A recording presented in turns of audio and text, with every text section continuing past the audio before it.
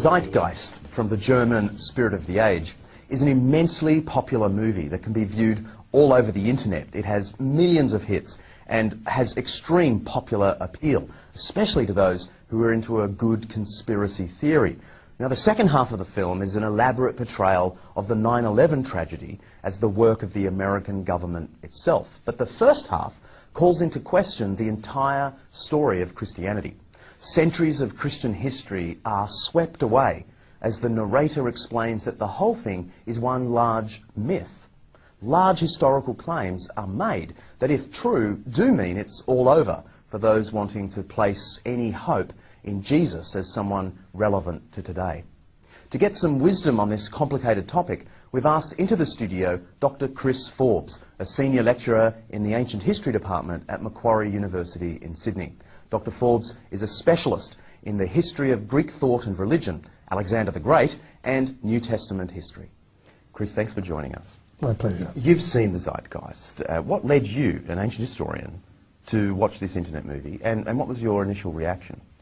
Well, I first heard of it because my daughter was spending 5 months studying in Russia. She was at St. Petersburg, and Christian friends of hers there were getting a really hard time by people making claims from the movie, and she emailed me and said, "What can you find out about it?" So I had a look. And your response? Well, I ended up almost laughing because the claims it makes are mostly wildly wrong and in some cases simply silly. Can we focus in on what is really the heart of the claim of the movie as it connects with Jesus? And that is that the whole Jesus story of him being born right through to his crucifixion and resurrection is a mishmash of ancient mythologies. In particular, the mythology of the sun god of Egypt, Horus, we're told. John, can I stop you there? Horus isn't a sun god. Okay, but the movie says that he is. Yes, it does. But he's not. What sort of god was he? He's the god of the sky. Ra is the sun god. Okay. That makes the connection between him being a sun god and Jesus being the son of God more difficult, doesn't it? I thought it was only a pun to start with. I mean, the son of God, S-U-N-S-O-N, it's a perfectly good pun in English. Well, it's a fairly bad pun in English. But it doesn't work in Egyptian, and it doesn't work in Greek, and it doesn't work in Latin. It's just a pun. So leaving all that aside, yeah. The claims about this particular sky god then, Horus, are that he was born on December 25th, he was adored by 3 kings, he grew up, he had 12 disciples, he was crucified, and then he was resurrected. Well, that sounds like the Jesus story. It does, because that's what it is. But it's not the Horus story. Oh, by the way, you left out born of a virgin. Born of a virgin, indeed. Yes, except that his mother Isis wasn't a virgin. And there's no suggestion in the Egyptian sources that she was.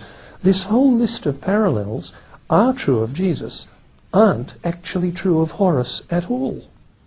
The ancient sources don't mention these details? Well, it's very unlikely the ancient Egyptians would say he was born on December the 25th, because December's a Latin month.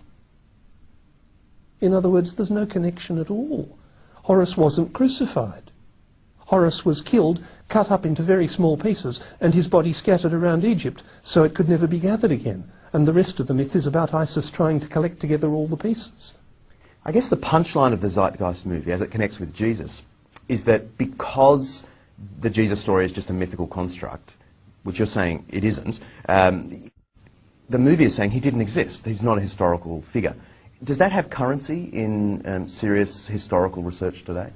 No, there's no serious question for historians that Jesus actually lived.